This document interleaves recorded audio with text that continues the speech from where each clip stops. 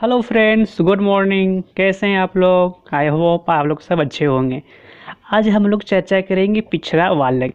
इसके पहले वीडियो में प्रतिभाशाली बालक, सृजनात्मक बालक के बारे में हम लोगों ने जाना था।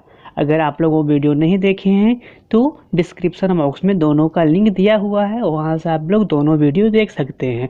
ठीक है, आज का टॉपिक क्या है? पिछड़ा बालक। यानी पिछड़ा बालक किसे कहते हैं, पिछड़ा बालक की पहचान क्या है, पिछड़ा बालक की विशेषताएं क्या है, पिछड़ा बालक होने के क्या कारण हैं, इस सारे टॉपिक पे आज हम लोग चर्चा करेंगे। उनको शिक्षा कैसे दी जा सकती है कि पिछड़ापन उनको दूर हो, इस सारी बात पे आज हम लोग चर्चा करते हैं। अगर आप लोगों को वीडियो अच्छा लगेगा तो प्लीज़ लाइक कीजिएगा, कमेंट कीजिएगा और मेरे चैनल को सब्सक्राइब कीजिए। चलिए वीडियो को स्टार्ट करते हैं। Now start the video.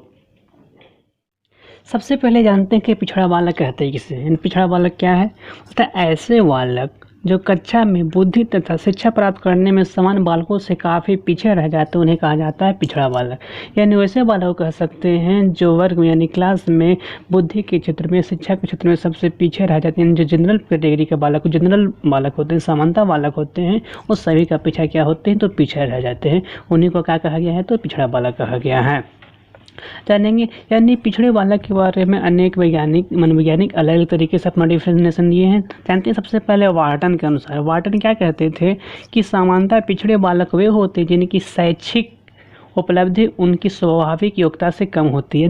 जिस योग्यता में, यानी कह सकते हैं कि जैसा उनका शैक्षणिक योग्यता होना चाहिए उससे बिल्कुल कम होते हैं। यानी जिस कैटेगरी यानी जनरल जितना होना चाहिए उतना वो उनके पास शैक्षणिक योग्यता नहीं होते हैं। यानी मानते हैं कि 10 वर्ष का बालक है, 12 वर्ष का बालक है, जितना उनके अंदर गुण होना चाहिए उतना उनके अंदर गुण नहीं होते हैं। उसी को बोला, कौन बोलते हैं? जैसे वार्टन के अनुसार कहा गया था।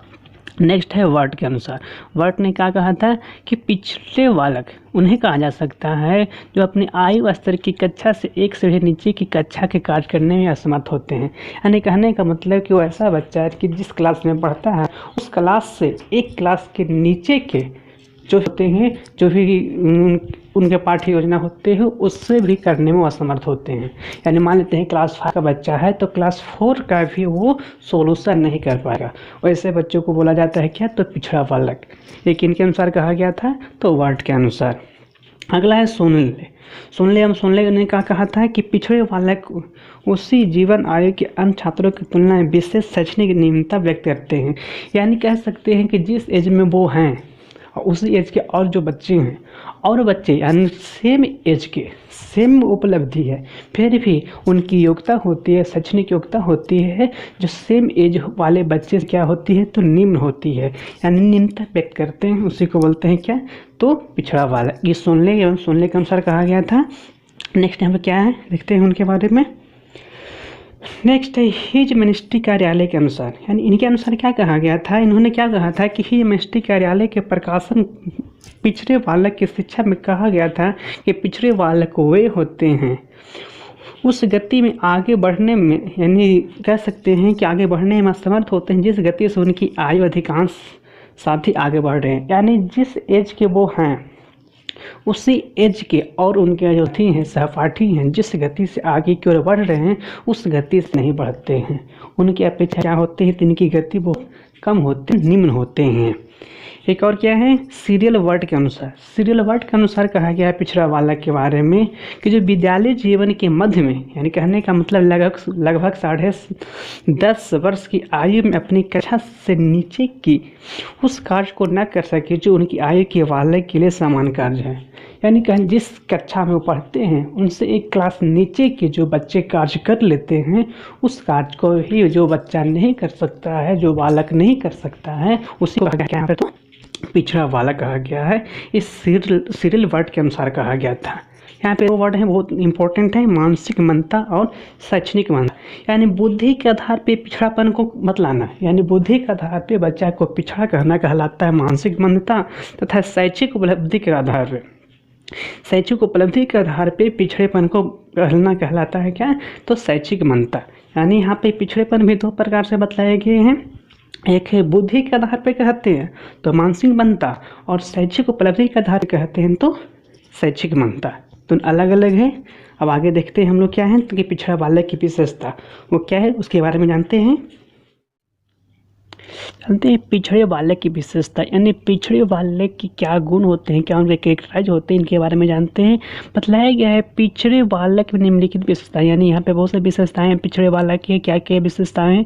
ऐसे बालक की सीखने की गति बिल्कुल धीमी होती है। जो पिछड़े बालक होते हैं जो सीखते हैं उनकी गति बिल्कुल मंद होती है, बहुत धीरे धीरे सीखते हैं। उनकी जो बुद्धि लब्धि होती है 90 से लेके 110 के बीच में होती है, यानी उनका जो बुद्धि लब्धि होता है 90 से लेके 110 के बीच में ही होता है। तो बालक की सीखने की गति क्या होती है? बिल्कुल धीमी होती है।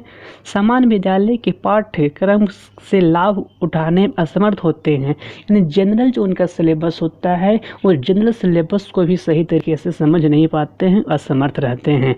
पिछड़े बालक के मानसिक रूप से अस्वस्थ होते हैं। कहा गया है कि उनका जो मेंटल होता है क्या है तो अस्वस्थ होते हैं, यानी सही तरीका से उनका मेंटेन भी काम नहीं करता है, यानी उनका मानसिक क्रियाएं भी सही तरीके से काम नहीं करती, यानी तरीके से मानसिक क्रियाएं वो नहीं कर पाते हैं। जनजाति योग्यता के तुलना में कम शैक्षणिक उपलब्धि होती है। जितना उनका एज है एज के अनुसार उनकी शैक्षणिक योग्यता है बिल्कुल कम होती है, यानी एज तो उनका बढ़ जाता है लेकिन उनका शैक्षणिक योग्यता होता है वो बढ़ता नहीं है। ऐसे बालक प्राय असमयोजित व्यवहार करते हैं, यानी कहने का मतलब उनका व्यवहार भी अच्छा नहीं होता है। और क्या है ऐसे बालक अपने और उनसे नीचे की कक्षा के कार्य करने में असमर्थ होते हैं, यानी जो पिछड़े बालक होते हैं अपने कक्षा के तो कार्य तो करते ही नहीं है बल्कि उनके एक क्लास पीछे वाले कार्य को भी सही तरीके से नहीं कर पाते हैं। और क्या है इनकी विशेषताएं और बतलाया क्या है? मंद बुद्धि, समान बुद्धि या अति श्रेष्ठ बुद्धि का प्रमाण होते हैं। कह सकते हैं उनको मंद बुद्धि वाला कह सकते हैं, समान बुद्धि कह सकते हैं या अति श्रेष्ठ बुद्धि का प्रमाण भी कह सकते हैं। जीवन के प्रति निराशा होती है, यानी जो बच्चा हमेशा फेल कर जाता है उसको समझ में नहीं आता है, उसको लगता है कि मेरा जीना ही बेकार है, यानी इस पिछड़े वाले की ये दशा होती है कि अपने जीवन के प्रति क्या होते हैं बिल्कुल दम निराश हो जाते हैं। वर्ट के अनुसार कहा गया है कि जिन बालक के शैक्षणिक लब्धि यानी बुद्धि लब्धि 85 से कम है उनकी पहचान निश्चित रूप से पिछड़े बालक के रूप में की जानी चाहिए, की जाती है। एंड वर्ट का मानना था कि जिसके IQ कह सकते हैं तो 85 से कम शैक्षणिक लब्धि 85 से कम है वो बच्चा की गिनती किस चीज़ में की जा सकती है तो पिछड़े बालक में की जाती है। अब हम लोग जानते हैं कि पिछड़े बालक आखिर होते कैसे हैं, उनके कारण क्या हो सकते हैं। इनके कारण यहाँ पे बहुत सारे बतलाए गए हैं, जानते हैं एक एक करके सभी उनके कारण को। सबसे पहला उनका कारण क्या है तो परिवार की स्थिति, कारण उनका सबसे पहला कारण नहीं बतलाया गया कि उनके परिवार के बारे में, उनके परिवार की स्थिति होती है उनके कारण पिछड़ा हो जाते हैं। दूसरा है कि विद्यालय में अनुपस्थिति, यानी विद्यालय में उनकी प्रेजेंटिंग भी बहुत कम होती है, यानी रेगुलर स्कूल वो नहीं जाते हैं। विद्यालय का वातावरण है, जिस वातावरण उनको पढ़ना चाहिए वैसा वातावरण उनको नहीं मिल पाता है। शारीरिक दोष, यानी कह सकते हैं कि उनका शारीरिक दोष भी किसी न किसी तरह से वो ग्रसित होते हैं। परिवार की निर्धनता, यानी उनके कारण भी हो सकते हैं कि उनके माता पिता उनके गार्जियन सही तरीके से उनका पढ़ाई नहीं कर पाते हैं, या उनके पास निर्धनता है, गरीबी है, गरीब होने के कारण उनकी पढ़ाई पे ध्यान नहीं दे पाते हैं। माता पिता की शिक्षा, उनके माता पिता ही पढ़े लिखे नहीं होती तो अपने बच्चों को भी पढ़ाई पे ध्यान वो नहीं देते हैं, जिस कारण क्या हो जाते हैं तो पिछड़ जाते हैं। दोस्तों की संगति, यानी कह सकते हैं कि उनका जो दोस्त होते हैं उसी कैटेगरी के होते हैं, यानी मंद बुद्धि का उनके दोस्त भी होते हैं तो भी बच्चा क्या हो जाता है तो मंद बुद्धि हो जाता है, यानी जिस कैटेगरी में वो रहते हैं उसी तरह के वो हो जाते हैं। और क्या है परिवार का बड़ा आकार, यानी कह सकते हैं कि उनके परिवार क्या है तो बिग फैमिली, यानी ज्वाइंट फैमिली है, बहुत सारे उनके परिवार के सदस्य हैं, सभी का सही तरीके से लालन पालन नहीं हो पाता है, सभी की शिक्षा स्तर पर ध्यान नहीं दिया जाता है तो बच्चा क्या हो जाता है तो पिछड़ जाता है। यानी परिवार में बहुत सारे सदस्य हैं, किसके ऊपर ध्यान दिया जाए नहीं दिया जाए इसके कारण भी क्या होते हैं तो बच्चा पिछड़ जाता है। शारीरिक रोग, यानी कह सकते हैं कि किसी तरह से हमेशा क्षतिग्रस्त रहते हैं, यानी हमेशा क्या रहते हैं तो बीमार रह सकते हैं, इसके कारण बच्चा क्या होता है तो पिछड़ जाता है। और अगला क्या है तो अगला क्या है माता पिता के दृष्टिकोण, यानी माता पिता के दृष्टिकोण कहने का मतलब ये है कि माता पिता के दृष्टिकोण में उनका कोई वैल्यू नहीं होता है, यानी माता पिता भी उनको सही तरीके से उनके ऊपर केयर करते हैं। बौद्धिक क्षमता की कमी, यानी उनको कह सकते हैं कि बुद्धि की कमी बहुत कम होती है, यानी उनके पास बुद्धि बिल्कुल न के बराबर होती है। वातावरण का प्रभाव, यानी उनके जो इन्वायरमेंट है वो ऐसा इन्वायरमेंट नहीं मिल पाता है कि वो पढ़ाई कर पाएँ, आगे की ओर बढ़ पाएँ। और स्वभाव संबंधी दोष, यानी कह सकते हैं कि उनका जो स्वभाव होता है वह अलग तरीके से होता है, उनका सही तरीके से स्वभाव भी नहीं होते। ये सब क्या है, तो उनके कारण हैं। कह सकते हैं कि पिछड़े बालक की समस्या क्या है, यानी समस्या के बारे में जानते हैं कि किन किन समस्या से उनको जूझना पड़ता है। सबसे पहले बतलाया गया है कि पिछड़े बालक में सबसे ज़्यादा समस्या कक्षा में समायोजन स्थापित करने में परेशानी होती है, यानी कक्षा में वो सही तरीके से अपने आप को एडजस्ट नहीं कर पाते हैं, यानी जिस कक्षा में पढ़ते हैं वो कक्षा के इन्वायरमेंट में अपने आप को एडजस्टमेंट नहीं कर पाते हैं। ऐसे बालक को पाठ्यक्रम बहुत कठिन लगता है, यानी उनको जो अपना सिलेबस है बहुत हार्ड लगता है, वो सही तरीके से समझ नहीं पाते हैं, और ऐसे बालक पाठ्यक्रम को समझ नहीं पाते हैं और अन्य बालकों की शिक्षा की दृष्टि पीछे हो जाते हैं। यानी उनको लगता है कि हमारा जो सिलेबस है बहुत हार्ड है, वो समझने की कोशिश नहीं करते हैं, जिस कारण अपने दोस्तों के पीछे क्या रह जाते हैं, तो बहुत पीछे रह जाते हैं।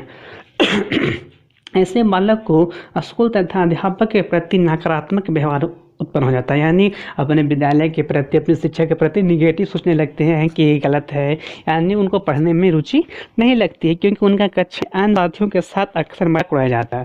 यानी जो बच्चा पिछड़ा हो जाता है, समझ नहीं पाता है, उनकी प्रॉब्लम होती है, तो उनको हर मजाक उड़ाते रहता है कि पढ़ नहीं पाता है, लिख नहीं पाता है, यानी उस तरह से उनको इंसल्ट महसूस होती है। उनको लगता है कि विद्यालय बहुत खराब है, यानी वो पढ़ना नहीं चाहते हैं। ऐसे बालक में पढ़ने लिखने की सीखने की क्षमता बहुत कम होती है, क्योंकि उनके घर तथा व्यक्तिगत अनुभूति इनकी अच्छी नहीं होती है और उनके सीखने की अभिप्रेरणा ही बिल्कुल समाप्त कर देती है। तो जैसे बालक होते हैं पढ़ने लिखने में बहुत रुचि इसलिए रखते हैं, उनके परिवार, इनकी इन्वायरमेंट, घर की स्थिति बहुत अच्छी नहीं होती है, इनका इन्वायरमेंट ही अच्छा नहीं होता है। इन्वायरमेंट अच्छा नहीं होता है तो सही तरीके से पढ़ने की उनकी इच्छा भी नहीं होती है। अगला है, ऐसे बालक में आत्मविश्वास की कमी होती है, उनको अपने आप ही कॉन्फिडेंस होता है नहीं कि हम भी पढ़ सकते हैं, उन्हें लगता है कि हमारे बस की बात नहीं है, और प्राय ऐसे बालक में लगातार असफलता ही मिलती है। इन बालक में मनोबल एवं आत्मनिर्भरता जैसे गुण नहीं विकसित होते हैं, यानी कह सकते हैं कि ये पिछड़े बालक होते हैं, उनको में सेल्फ कॉन्फिडेंस नहीं होता है, और सेल्फ कॉन्फिडेंस नहीं होने के कारण वह क्या होते हैं, तो असफल होते रहते हैं। एक बात मैं आप लोगों को बतला देता हूँ कि किसी भी काम को करें सबसे पहले अपने आप में क्या, तो सेल्फ कॉन्फिडेंस होना चाहिए। अगर सेल्फ कॉन्फिडेंस है तो हम किसी भी काम को कर सकते हैं, यानी कोई भी काम हमारे लिए इम्पॉसिबल नहीं है, बल्कि अपने आप में क्या, सेल्फ कॉन्फिडेंस होना चाहिए। जब सेल्फ कॉन्फिडेंस होते हैं तो किसी भी कार्य को हम कर सकते हैं। अब इन पहचान कैसे कर सकते हैं, पहचान के बारे में पिछड़े बालक की पहचान कैसे कर सकते हैं, पहचान और उनके उपाय कैसे, उनको दूर कैसे कर सकते हैं। तो ऐसे बालक जो अपनी आयु के बालक से कम शैक्षिक उपलब्धि प्राप्त करते हैं पिछड़े बालक के श्रेणी में आते हैं, यानी कह सकते हैं कि ऐसे बालक जिस एज में रहते हैं उस एज के सभी बच्चे आगे की ओर बढ़ते हैं, लेकिन वो बच्चे आगे नहीं बढ़ता है। इसका मतलब क्या है, वो बालक क्या है, तो पिछड़ा बालक है। उसकी पहचान हुई।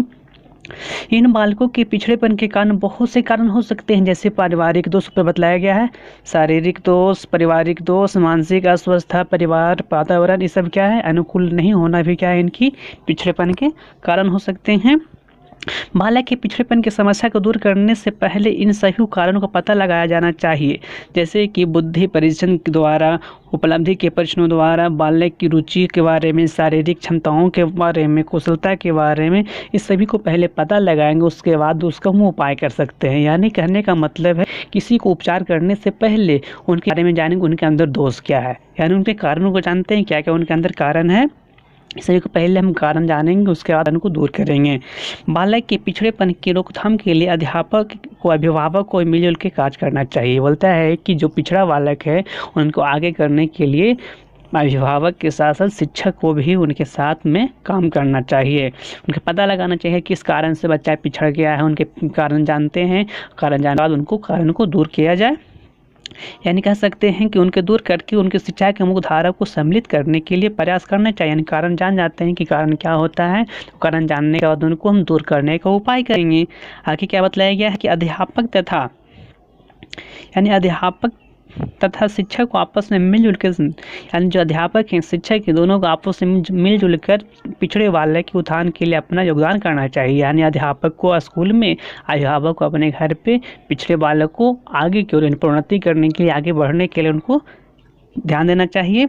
अध्यापक तथा अभिभावक को बालक के पिछड़ेपन के कारण जैसे शारीरिक दोष को पता लगाकर तथा लोगों को उपचार करना चाहिए। बोलते हैं कि जब अभिभावक उनको पता चल जाता है कि हमारे बच्चे को शारीरिक दोष है, तो शारीरिक दोष को जानकर उनको दूर करने के लिए उपाय किया जाए, उपचार किया जाए। उनकी शारीरिक निर्बलता को दूर करने के लिए उन्हें संतुलित भोजन दिया जाए, यानी कह सकते हैं कि उनको सही तरीके से पौष्टिक आहार दिया जाए ताकि उनका जो शारीरिक दोष है दूर हो, उनसे उनके मानसिक प्रॉब्लम है जो दूर हो। और बोलते गरीब बच्चों के बारे में बताया गया है कि गरीब परिवार के बच्चे को निःशुल्क शिक्षा की छात्रवृत्ति देने की व्यवस्था की जाए।